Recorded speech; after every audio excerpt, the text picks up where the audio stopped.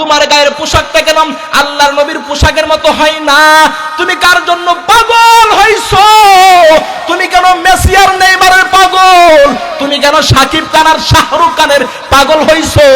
এদের মতো চুল কাটো, এদের মতো পোশাক পরিধান করো। ওরে বন্ধু, এরা তো দুনিয়ার জমিনে তোমাকে চিনে না, আর হাসরের ময়দানে তো এদের কোনো খবরই থাকবে না। আল্লাহর নবী তোমাদের আপন, আল্লাহর রসুল তোমাদেরকে জান্নাতে নিয়ে যাবে।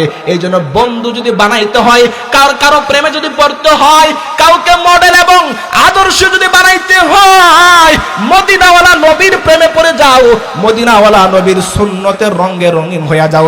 আল্লাহর নবী বলেন, যে উম্মত গুলো আমি রসুলকে ভালোবাসিয়া, আমি পয়গাম্বরকে মহব্বত করিয়া, আমি রসুলের সুন্নত মোতাবেক আমল করবে, আমি রসুলকে ভালোবাসিয়া তার মুখের মধ্যে দাড়িটা লম্বা করবে, মাথায় টুপি পরিধান করবে, গায়ে সুন্নতি পোশাক পরিধান করবে, মা বাবার খেদমত করবে, 5 বেলার নামাজ আদায় করবে, মোট কথা আমি রসুলের সুন্নত তরিকায় চলবে, ওই উম্মতকে নিয়ে আমি পয়গাম্বর একসাথে জান্নাতে যাব। জোরে কোন সুবহানাল্লাহ।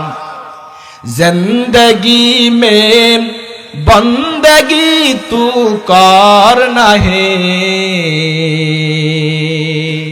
জিন্দেগি বে বন্দগি শর্মিন্দা হে, জিন্দেগি বে বন্দগি শর্মিন্দা হে।